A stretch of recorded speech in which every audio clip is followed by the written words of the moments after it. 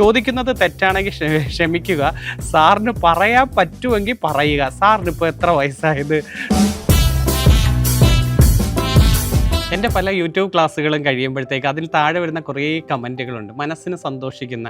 കാരണം അവർക്ക് വേണ്ടി കഷ്ടപ്പെടുന്നത് കൊണ്ട് അവർ ചില കമൻറ്റുകളൊക്കെ ഇടുമ്പോൾ നമുക്ക് സന്തോഷം. ഞാനതൊക്കെ സ്ക്രീൻഷോട്ട് എടുത്ത് വെക്കും ഓരോരുത്തരുടെയും. ചിലതൊക്കെ ഞാനൊന്ന് വായിക്കാം. ഓക്കെ, ഒരു കുട്ടി സ്റ്റോറീസിൻ്റെ കമൻറ്റാണ്. സാർ എന്നും ഒരു മോട്ടിവേഷനാണ്, മുന്നോട്ട് പോകാൻ. ഒന്നും ആവാതെ എവിടെയോ എത്താതെ പോകുന്ന ഒരാളാണ് ഞാൻ. എങ്ങനെയെങ്കിലും ഒന്ന് രക്ഷപ്പെടണമെന്നുണ്ട്. സാറിൻ്റെ അനുഗ്രഹം ഉണ്ടാവണം. കൂടാതെ സാറിന് നല്ലത് മാത്രം വരട്ടെ. സാറിൻ്റെ കുടുംബത്തിനും സാറിനും നന്ദി. ഒത്തിരി സന്തോഷം, ഒത്തിരി നന്ദി. കുട്ടി സ്റ്റോറീസാണ്. തീർച്ചയായിട്ടും മുന്നോട്ട് പോവുക. മോട്ടിവേഷനൊക്കെ തരുന്നതെന്ന് പറഞ്ഞാൽ എനിക്കും ഇതുപോലെ കുറേ നെഗറ്റീവുകളൊക്കെ ഉണ്ടായിരുന്നു. കുറേ സപ്പോർട്ട് ചെയ്യാനൊന്നും ആരുമില്ലായിരുന്നു. പക്ഷേ അതേപോലെ ആയിരിക്കും നിങ്ങൾക്കും ഉണ്ടാകുന്നത്. അപ്പോൾ ഒരാൾ സപ്പോർട്ട് ചെയ്ത് തന്നു, നിങ്ങൾക്ക് ആ 2 വാക്കെങ്കിലും പറയുമ്പോൾ നിങ്ങൾക്ക് ആ മാറ്റം ഉണ്ടാകുന്നെങ്കിൽ മാറ്റം ഉണ്ടാകട്ടെ എന്ന് വെച്ച് തന്നെയാണ് പറയുന്നത്. മുന്നോട്ട് പോവുക, ധൈര്യമായിട്ട്. എൻ്റെ സപ്പോർട്ട് എപ്പോഴും ഉണ്ടായിരിക്കും. അതാണ് കുട്ടി സ്റ്റോറീസ്. വേറൊരാൾ എഴുതിയിരിക്കുന്നത് അക്ഷയ ലക്ഷ്മണൻ 8026. ഇങ്ങനെ നിർത്താതെ GK പറയാൻ സാറിന് എങ്ങനെ കഴിയുന്നു? എനിക്കും ഇതുപോലെ കഴിഞ്ഞെങ്കിലും. ഒരു അക്ഷയ ലക്ഷ്മണൻ എന്ന് പറയുന്നതാണ്. അങ്ങനെയൊന്നും ഇല്ലടേ, നിത്യ അഭ്യാസി ആനയെടുക്കും. ഞാൻ എപ്പോഴും ഇതേ ഫീൽഡിലല്ലേ, ഹിസ്റ്ററി ആയാലും ജോഗ്രഫി ആയാലും ഭരണഘടനയായാലും എക്കണോമിക്സ് ആയാലും ഇതല്ലേ. അപ്പോൾ ആ ഒരു ഫ്ലോയിൽ ഓർത്ത് അങ്ങ് പറഞ്ഞു പോകുന്നതാണ്. അല്ലാതെ ആർക്കും ദൈവം പ്രത്യേകിച്ച് കഴിവുകൾ തന്നിട്ടുണ്ടോ? ഇല്ല. നമ്മളെ കഴിവുകൾ വീണ്ടും വികസിപ്പിച്ചെടുക്കുമ്പോൾ അങ്ങ് സെറ്റ് ആവുന്നതാണ്. നിങ്ങൾക്ക് ഇതുപോലൊക്കെ ആവാടെ.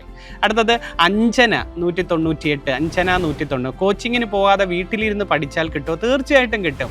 ഇന്നത്തെ കാലത്ത് എത്രയോ പേര് വീട്ടിലിരുന്ന് ഇപ്പോൾ എത്രമാത്രം ഓൺലൈൻ സൗകര്യങ്ങളാണ് അല്ലേ. എൻട്രിയെ പോലുള്ള എത്ര ആപ്പുകൾ, എൻട്രി ചെയ്ത ആപ്പ് തന്നെ പഠിച്ച് എത്ര പേര് ജോലിയിൽ കയറിയിട്ടുണ്ട്. എത്ര പേര്. അങ്ങനെ നോക്കണ്ട ഇന്ന കോച്ചിങ് സെൻറ്ററിൽ പോയാലേ ജോലി കിട്ടുമെന്നില്ല. നമ്മൾ നല്ല ഡെഡിക്കേഷൻ നടത്തി പൂർണ്ണമായും നോട്ടും എഴുതി കറക്റ്റ് ഒരു ഓർഡറിലാക്കി റിവിഷനും കൂടെ നടത്തി, പ്രീവിയസ് ക്വസ്റ്റ്യൻ പേപ്പറും റിവിഷനും ഒക്കെ നടത്തി മുന്നോട്ട് പോയാൽ തീർച്ചയായിട്ടും ജോലി കിട്ടും. അതാണ് അഞ്ജന ചോദിച്ചിരിക്കുന്നത്. അടുത്ത ജബീർ ജബി 3227. ജബീർ ജബി ചോദിക്കുന്നത് തെറ്റാണെങ്കിൽ ക്ഷമിക്കുക. സാറിന് പറയാൻ പറ്റുമെങ്കിൽ പറയുക. സാറിന് ഇപ്പോൾ എത്ര വയസ്സായത്? വയസ്സിലൊക്കെ എന്താണ് കാര്യം? എൻ്റെ വയസ്സറിഞ്ഞിട്ട് എന്തിനാണ്?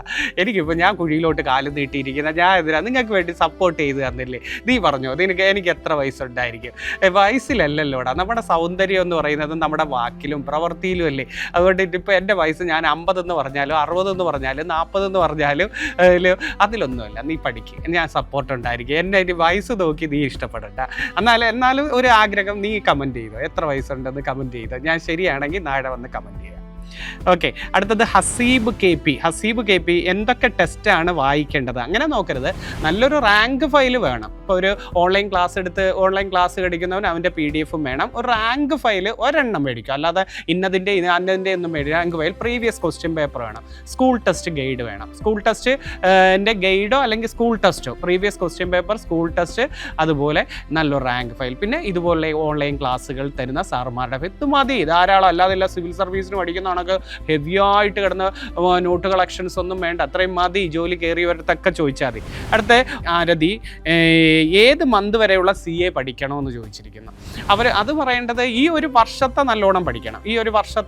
കഴിഞ്ഞ വർഷത്തെ മെയിൻ കാര്യങ്ങൾ അങ്ങ് പഠിക്കും. അതായത് നോബൽ സമ്മാനം, റിപ്പബ്ലിക് ഡേയുടെ പ്രത്യേകത, പത്മ അവാർഡുകൾ, അല്ലാതെ മലയാള സാഹിത്യം, അങ്ങനെ പഠിച്ചിട്ട് ഈ വർഷം 2026 കറക്റ്റ് ഓർഡർ ജനുവരി, ഫെബ്രുവരി, മാർച്ച് മന്തിൽ വെച്ച് പഠിച്ചോ. അങ്ങനെയാണ് അത് നിങ്ങൾ നോക്കേണ്ടത്.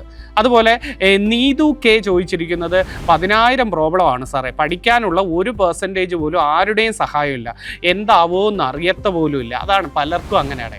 ഒരുവിധം എല്ലാവർക്കും അങ്ങനെ തന്നെയാണ്. വീട്ടിൽ ഭയങ്കര പ്രശ്നം, ചിലവർ സപ്പോർട്ട് പോലും കാണത്തില്ല, ഒളിച്ചൊക്കെയാണ്. ഹസ്ബൻഡ് പഠിക്കുന്നത് ഇഷ്ടമല്ല, അല്ലെങ്കിൽ അമ്മായിമ്മയ്ക്ക് പഠിക്കുന്നത് ഇഷ്ടമല്ല, പലരും സപ്പോർട്ട് പോലും കാണത്തില്ല. പിന്നെ ജോലിയും കഴിഞ്ഞ് വന്ന് പഠിക്കുന്നവരൊക്കെ കാണും. പക്ഷേ ഇതെല്ലാം കവച്ച് വെച്ച് മുന്നോട്ട് പോകുന്നവരെ രക്ഷപ്പെട്ടിട്ടുള്ളൂ. എല്ലാവർക്കും പലതരത്തിലുള്ള പ്രശ്നങ്ങൾ, നിങ്ങളുടെ പ്രശ്നങ്ങളായിരിക്കത്തില്ല അപ്പുറത്തത്. അതുകൊണ്ട് നിങ്ങൾ ചിന്തിക്കേണ്ട, ചിലപ്പോൾ നിങ്ങൾക്ക് മാത്രമേ ഉള്ളൂ, എനിക്ക് ആരും സപ്പോർട്ടൊന്നുമില്ല, അവർക്ക് എല്ലാവരും ഉണ്ട്, പൈസ കൊടുക്കാനും സപ്പോർട്ടുണ്ട്, അദ്ദേഹത്തിന് എല്ലാ കാര്യങ്ങളും ഉണ്ട് എന്നൊക്കെ പറയുന്നേക്കാം. പോട്ടെ, അതൊന്നും ഇപ്പം ചിന്തിച്ചാൽ ഒരു അന്തവും ഇല്ല. നിങ്ങൾക്ക് ആഗ്രഹിച്ചു ജോലി നേടണം, കിട്ടുന്ന സമയം മാക്സിമം ഫലവത്താക്കുക. അതിൽ ദൈവം എന്ന് പറയുന്ന ഒരു ശക്തി നിങ്ങളുടെ കൂടെ ഉണ്ടെങ്കിൽ തീർച്ചയായിട്ടും നിങ്ങൾ അധ്വാനിച്ച് നിങ്ങൾ നല്ല രീതിയിൽ കഷ്ടപ്പെട്ട് പഠിക്കുകയാണെങ്കിൽ ആ വിജയം നിങ്ങൾക്ക് എത്തിയിരിക്കും. അതേ എനിക്ക് പറയാവുള്ളൂ. അല്ലാതെ ഇനി സാഹചര്യങ്ങളില്ല.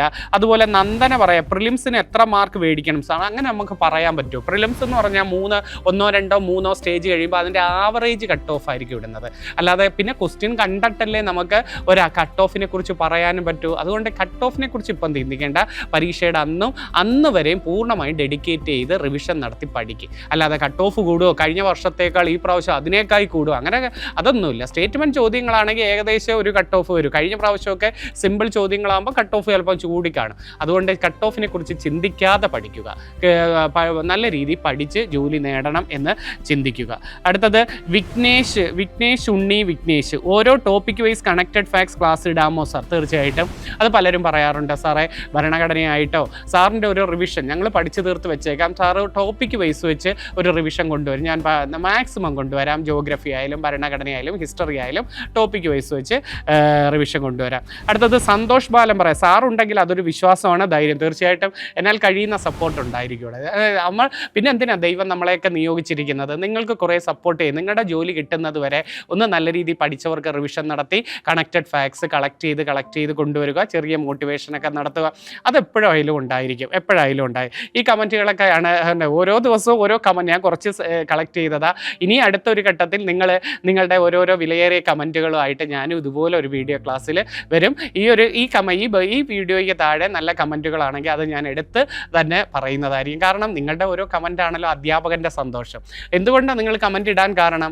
നിങ്ങൾക്ക് എന്തെങ്കിലും പ്രയോജനപ്പെട്ട് കാണും. എൻ്റെയൊക്കെ ക്ലാസ്സോ അല്ലെങ്കിൽ ഒരു മോട്ടിവേഷനോ എന്തെങ്കിലും പ്രയോജനപ്പെട്ടപ്പോഴായിരിക്കും സ്നേഹത്തോടെ ആ കയ്യിൽ വന്ന് ഒന്ന് യൂട്യൂബിൽ കുറിക്കാൻ തോന്നിക്കാണും. അതാണ് എൻ്റെയും സന്തോഷം. രാത്രിയിലൊക്കെ ഉറങ്ങാൻ നേരത്തൊക്കെ ഞാൻ ഒരു അരമണിക്കൂർ മാറ്റി വെക്കും, ഓരോരുത്തരുടെ കമൻറ്റ് വായിക്കാൻ വേണ്ടി മാറ്റിവെക്കും. കാരണം എന്താ, മനസ്സിന് സന്തോഷം, കൃത്യമായിട്ട് ഉറങ്ങാൻ സാധിക്കും. ആ കുട്ടികൾക്ക് പ്രയോജനപ്പെട്ടല്ലോ. ഞാൻ ഏറ്റവും കൂടുതൽ എൻ്റെ യൂട്യൂബ് ക്ലാസ്സുകളിൽ നിങ്ങൾ നോക്കിയാൽ മതി, താഴെ നോക്കുന്ന എനിക്ക് ആകെ ഇതേ ഉള്ളൂ ലക്ഷ്യം. പോയി വായിക്കുമ്പോൾ ആ കുട്ടികൾ പറയുന്ന വാക്കുകൾ കേൾക്കുമ്പോൾ അങ്ങ് സന്തോഷമാണ്.